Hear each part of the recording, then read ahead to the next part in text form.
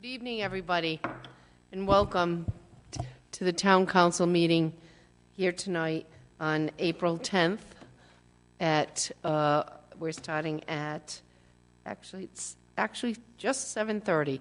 So if you would all like to stand and join us for the Pledge of Allegiance, we can move on from there.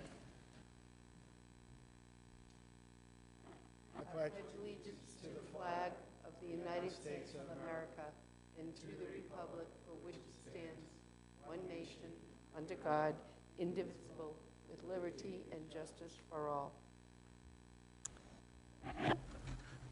Before we move forward with the roll call, I'm going to ask everybody to, now that we are televised, speak into your microphones so that the people that are watching at home can listen and hear what you have to say.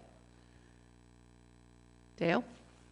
Council President Healy. Here. Council Vice President Collins. Here. Councilman DeCruz. Here. Councilwoman Gledhill. Here. Councilman Veely.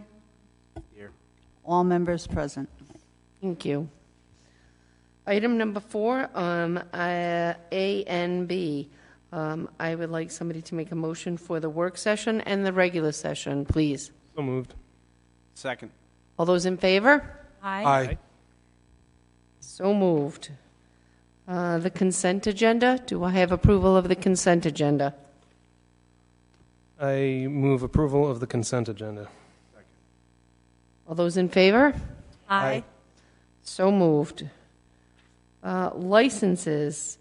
I know we have a license with a public hearing, so do I start with the public hearing first, Mike, or do I? Okay. Well, the license is a resolution granting a victuallating license to Uptown Bar, Burger Bar, 36 South County Commons in Wakefield by Gregory Stevens from Attleboro, Massachusetts. I think we will have to come back. We can grant the license, but we have to grant the victuallating license. I think would make sense is why don't we do the public hearing, and that way all the testimony will come in for liquor, and then for vittling, it'll be all done and all set. So All right, why don't you so go right to the public hearing? I'll move to the public hearing, item number 7. A public hearing relative to an application for a license to keep and sell alcoholic beverages for Class B limited liquor license by Uptown Burger Bar, South County Commons by Gregory Stevens. Is somebody want to come up and speak? Yes. Good evening. I'm John Kenyon, attorney for the applicant, Uptown Burger Bar, LLC. We're here tonight on 2 public hearings. The first is to increase the number of Class B limited liquor licenses by 1, and the second hearing is our request to grant that license to my client. My client's leasing property at 36 South County Commons Way, which is half of the bottom floor of Building 4 at South County Commons. He intends on operating a restaurant serving craft burgers. He'd like the opportunity to also serve beer and wine with the burgers.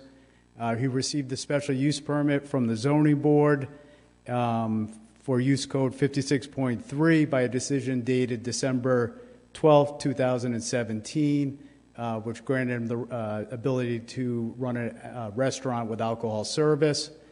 The property was designed for commercial use, so parking, drainage, lighting are not issues. Mr. Stevens is here tonight. If he could come up, and he's going to testify. Hello. Welcome. Mike, do you swear witnesses in? No? Can you state your name for the record? Gregory Stevens. And are you a member of Uptown Burger Bar, LLC? I am. And is Uptown Burger Bar, LLC proposing to lease property at 36 South County Commons Way? Yes. And is that property located on the western bottom half of the first floor of Building 4 in South County Commons? Yes, it is. And do you have any experiences in operating restaurants? I do. I have Pat's Italian Restaurant in Johnston on Hartford Avenue. And I also own Frankie's Italian Bistro in North Kingstown. Both Italian restaurants. This will be my first burger restaurant. Burgers are my passion, so I'm really excited about this. Craft beer is very popular, so for the millennials, and that's where our target market is. So we have craft soda, craft beer, frozen yogurt, and some milkshakes, some fries, nothing. In the other restaurants you operate, do they have liquor licenses? They do. And have you had any issues with those licensing authorities? No, never. And did you submit a floor plan along with the application? I did. Menu. And how many seats are you proposing? 40? And does the floor plan provide for adequate cooking and storage area? It does. And does it also provide for adequate restroom facilities? Yes, we just added a second restroom. And is there adequate parking around the building for I the think so. restaurant? And what would your hours of operation be? We're going to open 7 days a week, 11 a.m. to 10 p.m. And how do you think the ability to serve the beer and wine will help your business? Well, it's Uptown Burger Bar. It's all about the craft beer and the craft burgers. They all pair well together. And I think without the beer, we don't have what we need to make it a success. And why aren't you here tonight looking for a full liquor license? I don't want to serve. What I'm looking for is a place where people come in and have 2 burgers and a beer. It's not a bar to me. I'm not going to be open till 1 o'clock. We're not going to have last call type hours. We're looking to just serve some beer, maybe some local sodas and some local wine.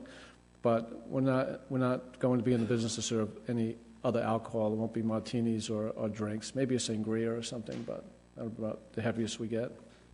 And when you say local soda and beer, what do you...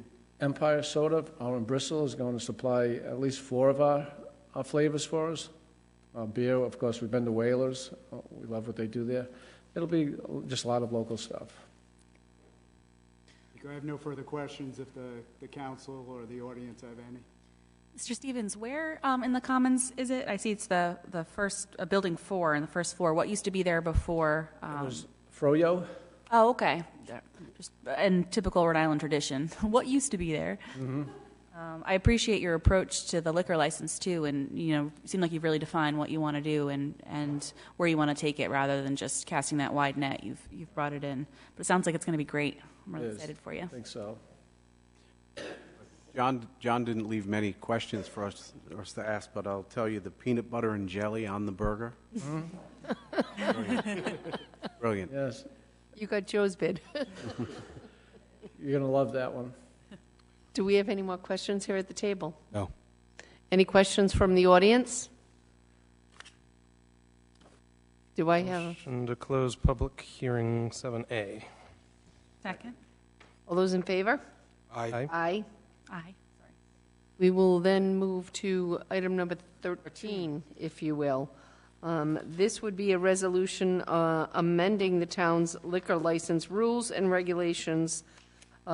Section 1, the current number of licenses for each class shall be authorized as indicated below.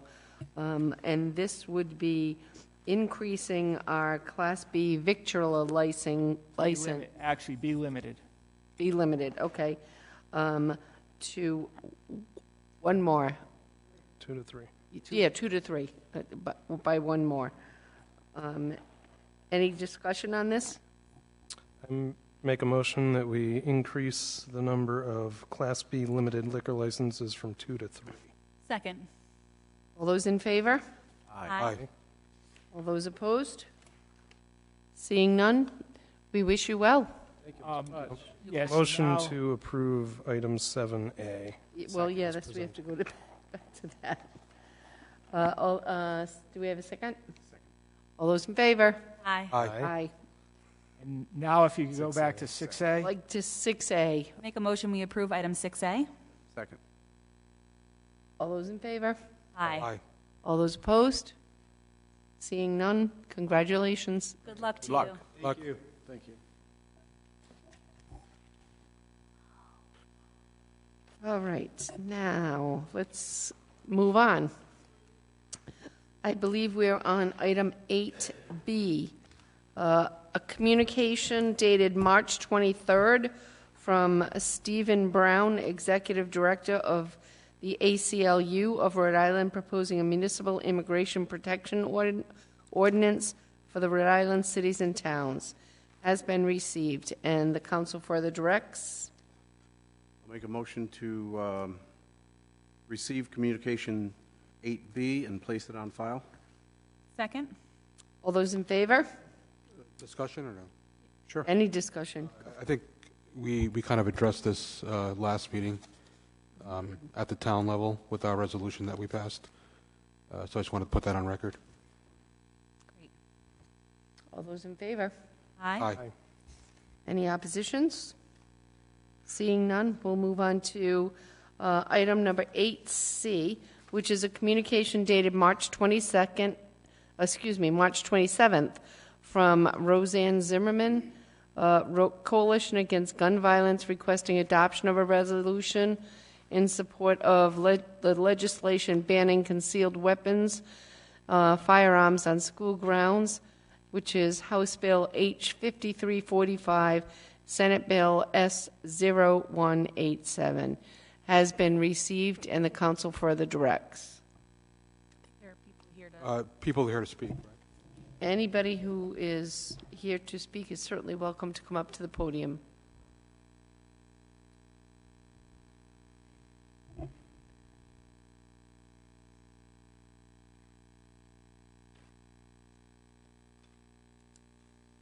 Hello, my name is Roseanne Zimmerman. I'm the one who sent the communication. I'm a resident of South Kingstown, and I want to thank the council members for letting me express my concerns that in the state of Rhode Island, anyone with a concealed carry permit can bring his or her firearm into Rhode Island K-12 school without the knowledge of police or school officials. Concealed carry is prohibited in K-12 in 38 states. Rhode Island is an outlier in its approach to guns in schools compared to the rest of the country. A 2016 poll by Princeton Research Associates found that 82% of Rhode Island voters supported restricting concealed carry in elementary schools. The Rhode Island Association of School Principals, the Rhode Island Association of School Committees, the Rhode Island Federation of Teachers and Health Professionals, the Rhode Island Police Chiefs Association, and our own town's school committee, among others, are supportive of these bills. It's far more likely that an accident will occur on school grounds with a concealed firearm than any good may come of it. I'm asking you to please sign this resolution supporting the House and Senate bills that restrict concealed carry in schools to trained peace officers. These bills have languished in committees at the State House without a vote for 4 years, and it's time to get a vote, and by signing this resolution, you're showing your support. Thank you. Thank you very much. Anybody else? Please come up and state your name. Good evening. I am Judy Parker. I am here to ask you to approve the resolution supporting the House bill and the Senate bill relating to concealed carry of guns in schools. I am a retired New York State teacher and administrator. I have been a Rhode Island resident for a total of 9 years, first in the mid-'80s and now since 2010, and I have yet to regret my return. I want to share my concerns as they relate to gun safety issues in Rhode Island. Almost every day we hear about another tragedy that cause our children, our families, our friends, our neighbors, our communities, our states, and our nation to deal with a new tragedy related to firearms. Today is an example of what can happen even with the best of plans in place. There is not enough information to know how this will play out.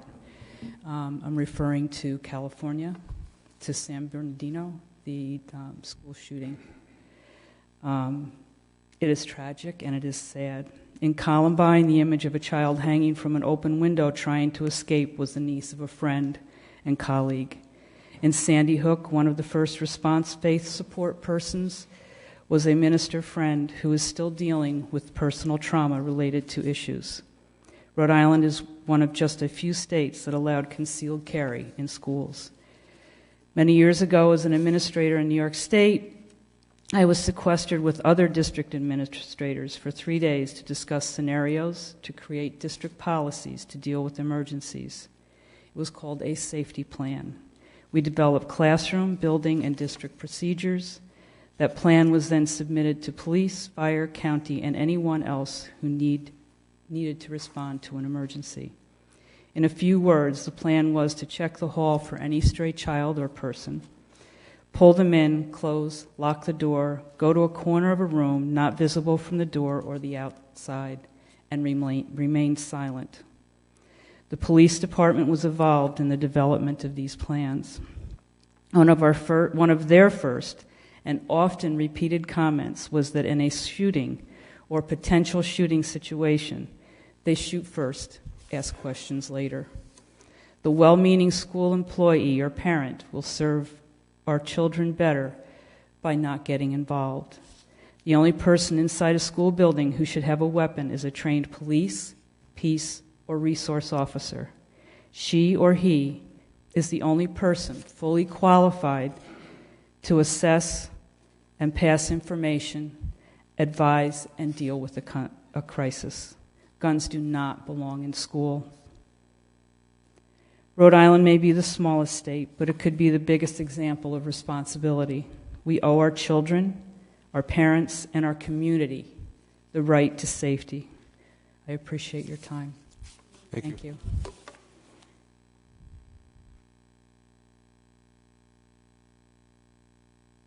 Good evening, councilors. Thank you. I'd like to start by thanking you for taking up this difficult topic.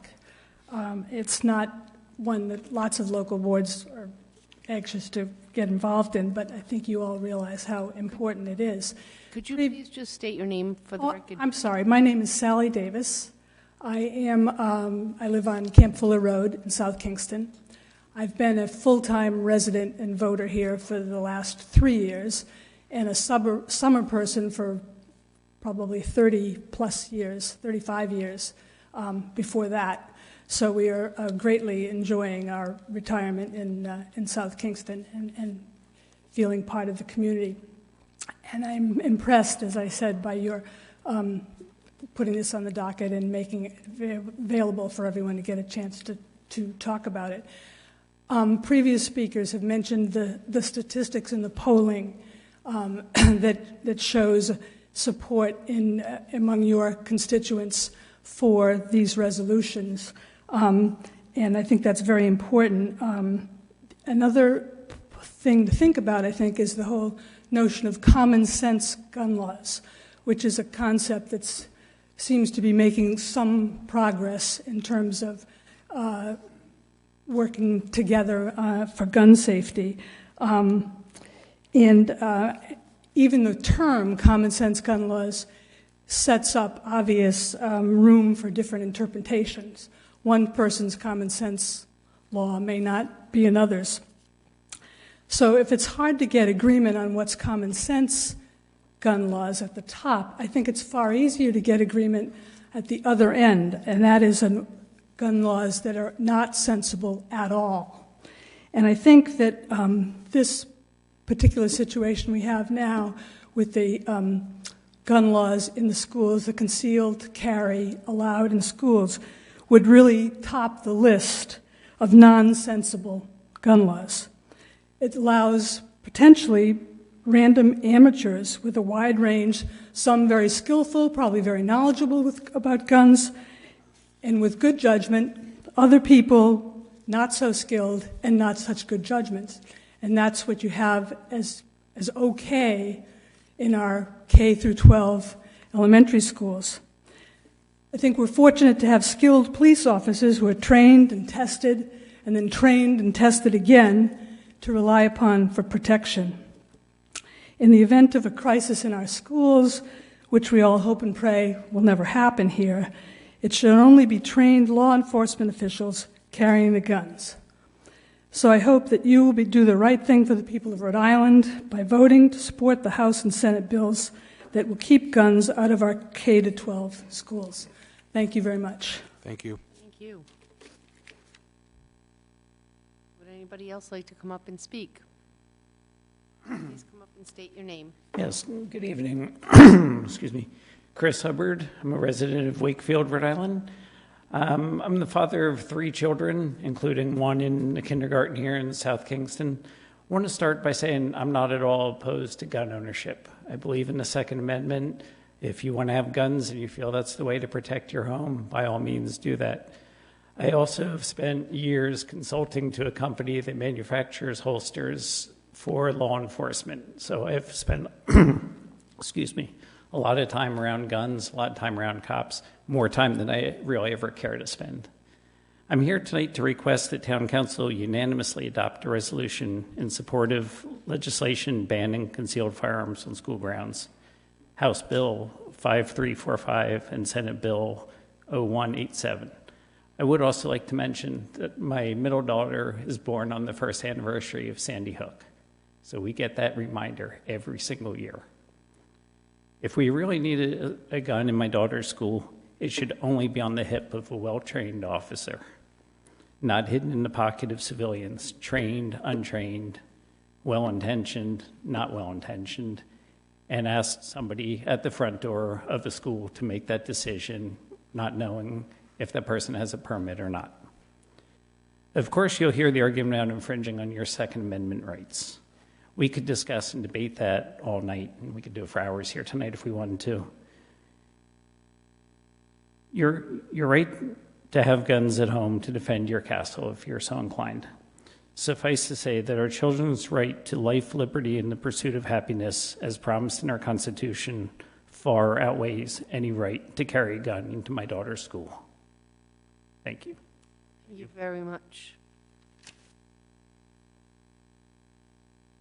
Any other comments from the audience? Hello, my name is Justin Bristol. I'm a longtime resident of South Kingstown, and I'd just like to also show my support for this bill and thank the people who spoke out to get it approved. And I'd also just like to challenge the societal problem in South Kingstown that I see with gun ownership and to prevent attacks, extremist attacks in our area. One way to do this would be to bridge the divide between lower income housing and high income housing and find a way to bring those people together in a way that doesn't disenfranchise people who live in lower income areas, because those tend to be the people who break out into extremist activities, the people who feel disenfranchised in society. And the way I see South Kingstown going is that I see the town inviting in a lot of higher income people, and the people on the lower end of the spectrum who live in subsidized housing or they live in areas that are just notorious for low income and they're kind of isolated in those groups. I see that being a problem in the future. So, thank you. Thank you very much. Good evening. My name is Brad Heavenor. I am the father of 2 daughters. I live here in Wakefield. They just started this year at Peacedale Elementary School. One of the things that amazes me about this community, I've lived here for 11 years. I grew up in North Kingstown.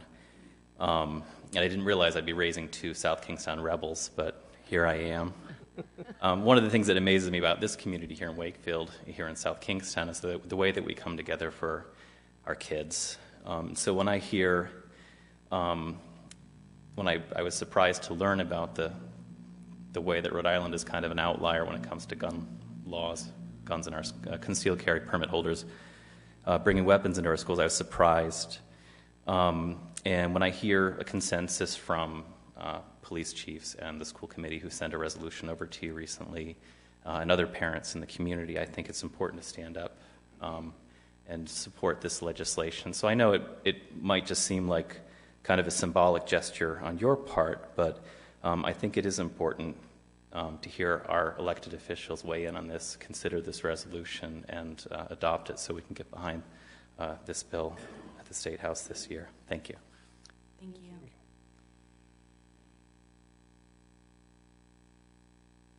Hi, I'm Barbara Swanson. I'm the group lead for Moms Demand Action for Gun Sense down here in South County. We have a new group. And I wasn't going to speak. I don't live in South Kingstown. I live in Narragansett, but I have 4 grandchildren. And I just want to tell you that in the state, in our area of New England, there are 2 states, and I think it's Maine and Vermont, that you may carry a concealed weapon without a permit. So if you don't change that law and stop the concealed carry in our schools, if you're from Vermont or Maine and you have a beef with somebody in their school, you can come in because all you have to do is show your license where you live. That is your license to carry a concealed weapon in those 2 states. And there are other states like that. So that you need to keep in mind. It is not just Rhode Island concealed carries that are coming into our schools, and that's completely unacceptable. Thank you. Thank you very much.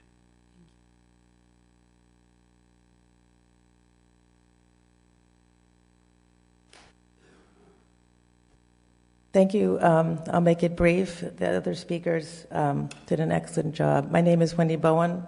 I did speak to you last year. I've been residing full-time in Wakefield for 3 years now, and it's still difficult after 5 years to speak about Newtown because I was a teacher in Newtown at the time.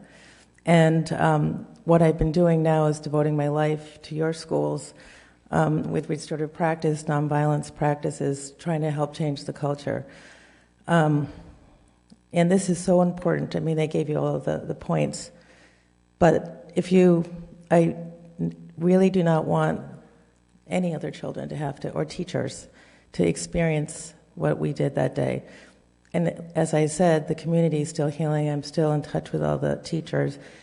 And if you were to talk to any of us who lived through that, there's not one of us that thinks that someone should be able to have a gun besides the peace officers or the policemen in the school. And we don't live in fear. But that scares us more than having someone be allowed to do it. So thank you for listening, and thank you all for your points, too. Thank you. Do we have any further discussion from the audience? Any discussion here at the table? I had a question. I think I asked it last year when this came up. And I seem to remember our police chief at the time, Chief Vespia, went to the New England or the Rhode Island Board of Chiefs, police chiefs, and got a recommendation. And I was just curious if Chief Jaber would share his opinion on the matter.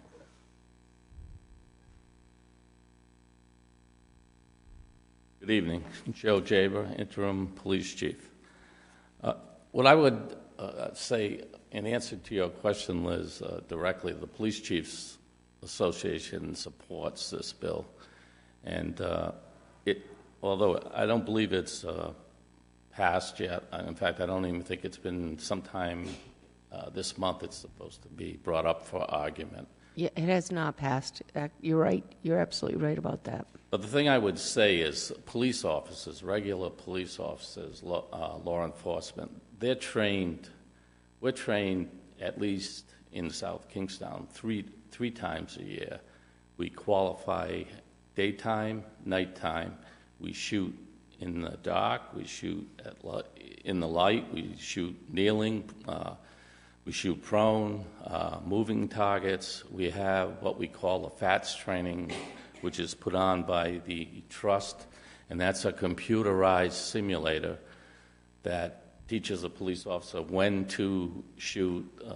A target will come up. It'll be a woman pushing a baby. So the officer has to learn how to respond. Police officers also have particular holsters that lock. They have other equipment on them should they lose their weapon, that they could use a taser.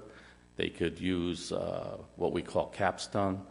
So they're equipped, they're trained, they do active shooter training on a yearly basis. So I don't mean to say anything bad about private citizens that have concealed weapons, because many of them have a reason for having that. Many of them are very qualified, they're instructors, and those aren't the people I'm talking about. Some people have a concealed carry permit only for the reason for protection or for they carry a lot of money or something like that. Those are the people I think that we're addressing here. They're really not trained to be in the schools, and they're not trained to react to a situation where police officers are. Right. So I think this bill is good because it keeps the officers, law enforcement, the people who are trained in the schools with a weapon. Someone else could be in there that isn't trained, that could drop the weapon, or just a multitude of things that could happen. So what would happen if somebody with a concealed carry permit went into a school not knowing that that was the law? Would they then have to leave their weapon in their vehicle, or would they just not be welcome on the school grounds?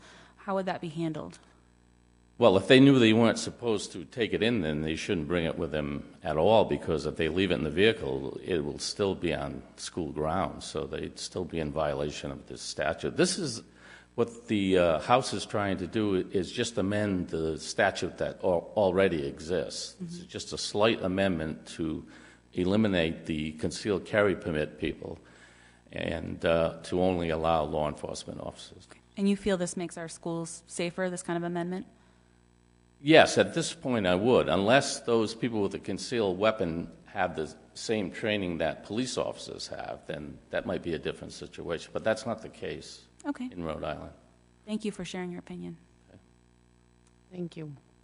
I think just a couple of comments. This has been before the council since I've been elected. We don't have a police officer in every school, and I think there is a danger, and I appreciate all your comments, but there is a danger telling the bad guy that nobody inside has a gun. I think there's a danger in advertising that. There is no police officer in that school. I know. There's a risk. I don't disagree with that, but it's a case-by-case situation. Yeah, I understand. I understand.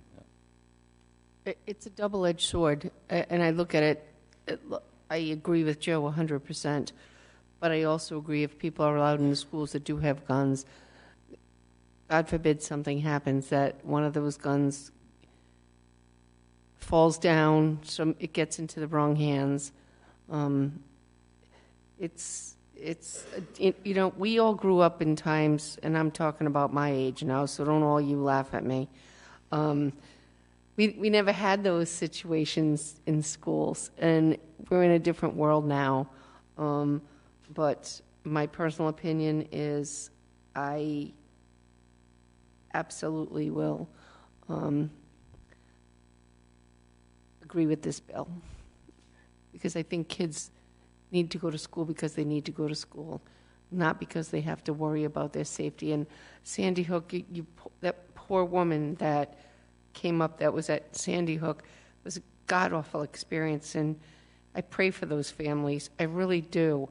But kids need to feel safe when they go to schools, and it's our responsibility to keep them safe and to keep them away. And I'm looking at you. It's your responsibility to help in that endeavor, with the school children. And I don't want guns in our schools. These kids are there to learn. They're there to have fun. They're not there to have to be protected by people who are so harmful. So this is a bill I definitely will, my personal opinion is that I will approve, that I personally will approve.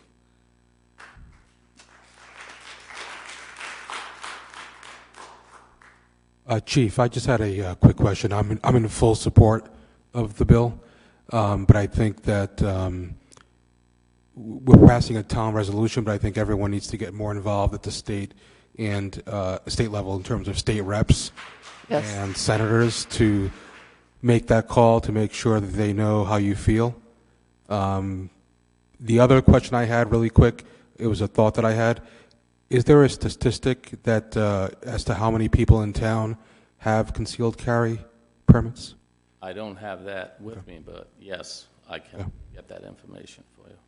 It's just more out of curiosity, because I think there's a lot more than we think. Since I've been acting chief for the past 5 or 6 months, I've probably signed 10, but there are a lot more. There's a lot more than that. Right. I can tell you that. It's a lot more than that. And that's nothing compared to the guns that are bought on a weekly basis. not necessarily carry permit, but the guns that are at home, that are transported in a car. a lot more than that. Yeah.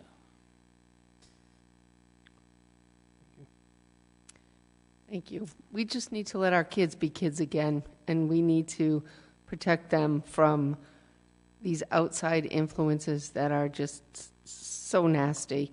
And you all do such a great job in this town. My children don't go to school here. They're all grown, but you all have done such a great job down here. We're very lucky, and I feel for the plight of the woman that was at Sandy Hook.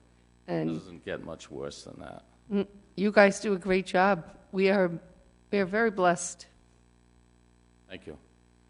Thank you. Crew. Yes, you do. Thank you. And just to talk a little bit more about Brian's point, I think we have great representatives in the General Assembly who have been leading on this issue. So Rep. Tanzi, I think, is the sponsor. Rep. McEntee is a big booster. So I think that's where the energy really needs to be focused. Probably the Speaker of the House, if you can. And also the other reps in the state, you know. I actually, if I could just say this, I just got a message from Carol McEntee, who is a state representative, and she said she was calling us to let you know that I am in full support of no guns in the school, and I can't be there, but I will try to if I have a little bit of time. I'm at the State House, but I am in full support of no guns in schools. There you have it.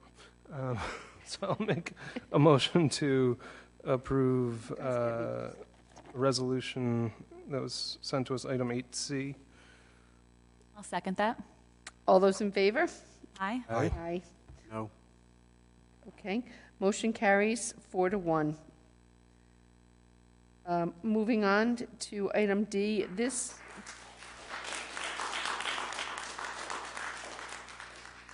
Thank you all for coming out. I think the a communication D, unless somebody is here to speak, will be moved to the next session. It's a communication from Donna Tuchetta concerning the 1-hour parking on Main Street. I know she had contacted me and said she was going to be out of town. So if nobody is here to speak on behalf of Main Street, we can continue that. Motion to continue. Second. All those in favor? Aye. Aye. Okay. E, a communication from Erin Stewart, Girl Experience Specialist, inviting the council members to the Girl Scouts Shine Ceremony on May 20th in Wakefield. By Kate DeBoer and Alessandra Larlam will receive their gold awards. And how do we want to proceed with that? Make a motion to place that on file. I'm sure as many of us can make it will. Second. All those in favor? Aye. Resolution. Yes. So moved.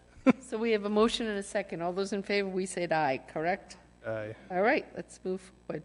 A communication dated March 31st from Hugh Tyner concerning requirements of the to qualify for the veterans exemption. Is somebody here to speak on the veterans' behalf? Okay. So the town, we further direct. How do we want to direct?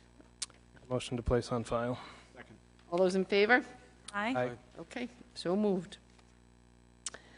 The next communication is from Maria Mack on March 29th, Chair of the Planning Board, requesting adoption of a resolution in opposition to legislation pending to the General Assembly that seeks to reduce the required timeframes of the Planning Board decisions on major subdivisions and land development projects. Anybody want to speak to that? I think we discussed it in the work session. I don't know if anybody needs to speak about it. I think, from my point of view, I'll support these a resolution to oppose those bills. I think our planning board is already overworked. So yeah, and their staff, not much the planning board. So I make a motion to, Any more discussion? Yeah, I had a couple of comments on well, it. there can be discussion after the motion. I make a motion to adopt a resolution in opposition to H 5475 and S 4081, or no, 0481. Easy for you to say. Do I have a second? I thought there was a discussion, no? Yeah, I'll second it so we can have discussion. I just, it gave me pause when I first read it. I like the idea of increasing efficiency and making things go faster. I certainly think we've heard from, when we've asked for the planning board's opinion on things, it's taken a very long time, but I think that's because, as Abel mentioned, that they are overburdened. And at this time, in the way that our system is currently set up, this would be detrimental to the staff. And for me, we have to support our staff and what they say that they're able to do, and they say that this would hurt them and make their jobs more difficult. So, like I said, at first glance, I was like, I mean, I like the idea of it going faster, but right now that's just not in the cards for us. So that's how I feel about that. I tend to agree with Liz's comments. We all know when we asked for some things from the planning board, they didn't move as quickly as we would have liked, but again, I think we need to support our staff. And I also think that this actually came about from the fact that they wanted a comprehensive plan from the planning board to move relatively quickly, and they get a lot of outside information from our vendors, and I think the time frame was too minimal. We do have to have expectations. That's not a question in my mind. But I do think that this probably evolved from the fact that they wanted outside opinions coming faster than they would, that the planning board would be able to receive them. So, The only comment I have, this is, development's important to me, and I do see where Maria is coming from on this. And Chelsea did mention in our work session that we are taking steps to kind of streamline things. And at the same time, I want to respect our staff and know that they can only do so much with the resources that they have. So I would be in support, in opposing that bill. okay, so We have a motion and a second. all those in favor? Aye. Any opposition? Okay. We next go to item number 9, comments from interested citizens. Now would be the time if anybody in the audience would like to come up and state your name and have any comments or questions. We can go from there. Seeing none, we'll go to the town manager's report. Steve, before you go into your report, I would just like to ask if you can maybe share with us an update on that Commerce grant that you guys are applying for Main Street, just so the rest of the council knows about that. The town will be submitting for the Commerce Corporation Main Street Streetscape Improvement Grant Program this year. The applications are due Wednesday of this week. Staff from the Planning Department in my office, Chelsea, and Amy have spent considerable time in looking at some of the requests that have come through Main Street Group as far as improvements in that area as well as in Peacedale, and has come up with a grant application that I will be signing for, which will deal with a number of different items. In summary, the first item will be welcoming signs and wayfinding signs for both Peacedale and Wakefield itself. There'll be a number of different locations for welcoming. There'll also be mapping that will be placed near the comfort station to provide better identification of where people are, what services are available in that area, as well as what if they continue on into Peacedale.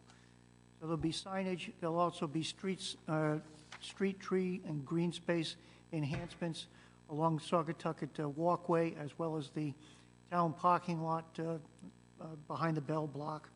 We're also looking at improvements as far as the furniture on Main Street, as well as in Peacedale, as far as more appropriate and multiple benches for people to be able to sit rather than having to be hurried along their way, to make it a more inviting look for the community, both in Peacedale and in Wakefield. Also looking at the introduction of or recommendation for solar compactors for trash and recycling. So it'll be both units. We asked the community to mandate the requirement for recycling. If we're going to put trash barrels in any given location, recycling has to be a component of that as well. There's also some efforts that will be made in terms of trying to provide for new powder coats on some of the existing street lamps, the decorative lamps, and if the state will agree as far as recoating the traffic signals that are within the Wakefield area. And the last item that we want to include within the grant would be a bike repair station, and that would be located at the Comfort Station itself. If you're familiar with them, really what it does is it provides the tools necessary for changing flats, adjusting brakes, those types of things on a bike. Since it's at the midpoint within our bike path itself, we think it's an appropriate area. There'll also be air pumps available to assist any of the riders in that area. The overall grant will require a 30% soft match. What we'll be looking at is the municipal services, both administrative time as well as service time, to go toward the cost of the grant. Estimated cost at this point is probably a request for around $80,000 to $120,000 in that range. The grant you can write to a $300,000 level, but what we've seen is that in the first year of the grant program, most of the targeted grants were in the $100,000 range. We didn't want to apply for something which would put us out of contention in terms of the state's objective is to spread that money around. So that's the grant that we will be submitting. As I say, there's been a good deal of time and effort that's been placed into it, as well as coordination with interested business leaders within the community. And I just want to say thank you so much. I think that just the feedback we got from the Wakefield Village Association on Wednesday, they were so thrilled to find out you were applying for it. And I think after what the EDC recommended to the town council, this is right on point with some of their recommendations and a move in the right direction. So I just hope that we continue those conversations with the players in the community, and I just think this is great. So good luck. Outside of that item, I'll answer any questions council has. I will say that as far as the High Street project is concerned, you will continue to see substantial and changing detour patterns. We are reviewing with the state on a day-to-day basis where those signs are placed to make sure that they're in the most appropriate locations. At this point, the lower end of High Street continues to have a great deal of drainage improvements that are being installed. The upper area, we're looking at curb line installations for the completion of the sidewalks in that area. So there's multiple construction projects that are going on. Our objective in terms of the state and the contractor is to get the job done so that we can get to a point where we can actually get the reconstruction of the road underway, hopefully before the end of summer. Thank you, Steve. Any comments? Yeah, I was just wondering about follow-up, if the meeting happened with the Ocean Mist folks. Yeah, I remember that the staff was going to get together and potentially there was going to be a work session. We've had 2 specific meetings involving administration, Michael and I. There's been another 3 that have been as far as engineering meetings are concerned. We have provided several revisions that they had been requested. We've asked for reviews from their attorney. We're still waiting to get that information from them. If council wishes, we can give you a full description because we've kept a detailed diary as to the information that we've requested and what that information that is still pending. Hopefully, the purchase and sale agreement We believe that it's in a final state. We're waiting for reaction. As far as the easements are concerned, those need to be reviewed specifically by coastal staff. The staff has set up a meeting with coastal. It's either this week or next week that it's been scheduled for a preliminary review by coastal of the ramp that will be necessary to get down to the beach area from the reconstructed wall area. As far as the town's project is concerned, the first 2 cells have been completed. The third cell, which will continue to extend closer to the Ocean Mist building, we're awaiting additional sheet steel to occur. That'll be closed this week, and they will start that work again next week. So I think as far as Mike and I are concerned, we've given them everything that we can give them. We're waiting for them to respond to us. Good. Thank you. Any other comments? Any other discussion? We'll move on to the town solicitor's report. All I'd like to do is echo what Steve said about the fact that we've been having these meetings, we have given feedback, and we're at a point now where we're waiting to hear back. So all of that's documented, and actually Steve and I talked about me preparing a memo for you, so we'll set out the timeline for you and let you know exactly what meetings have occurred and what's been accomplished. Perfect. Thank you. Anything else? On to appointments. There are a few reappointments and appointments to make a resolution to appoint Erin Pierce to the South Kingstown Partnership for Prevention. I don't know what the dates are of that.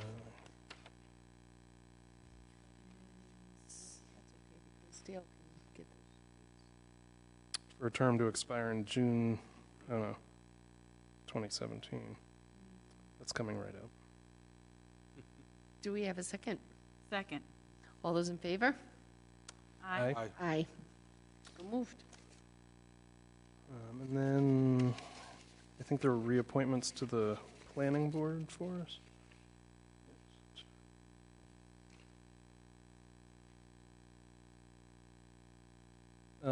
Resolution for reappointments for Maria Mack, Joseph Murphy, and Elise Torello to the planning board for, doesn't say actually, for full terms. Do we have a second?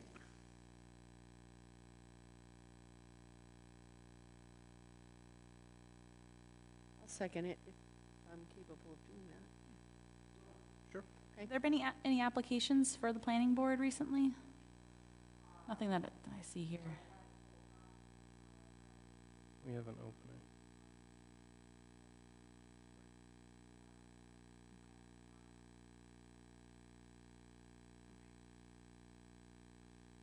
All those in favor? Aye. Aye. Any opposition? So moved. Let's move on. A resolution for reappointment for sorry. a term expiring June 2022 to Edward Melchiori to the Building Minimum Housing Code Board of Appeals. Second. All those in favor? Aye. Aye. Any other appointments? Any other discussion? Is there a, did we do reconstruction? Sorry. I 13B, moving on, is Joe and I had the pleasure of going out to do these proclamations. There was 3 of them. I'll identify them and then we'll move on. There was Scott Frederick DeBoer, and he received his Eagle Scout working at the Animal Rescue League, and he was making polar fleece blankets and using those to warm up the cat cages, if you will. He did a great job.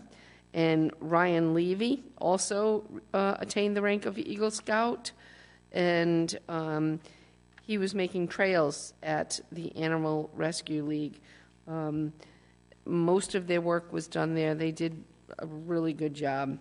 And then there was Joel White, who also got his attainment of Eagle Scout, and he wanted to collect 1,000 pounds of food for the shelter, but he actually, at the Animal Rescue League, he actually collected 3,000 pounds of food. These guys were great. They did bring tears to my eyes when I was doing this proclamation, huh, Joe? They did a great job. They really, really did. Motion to approve agenda items 13B, C, and D. All those in favor? Aye. Moving on to E, a resolution authorizing the tax assessor to abate taxes in the total amount of $23,328.21.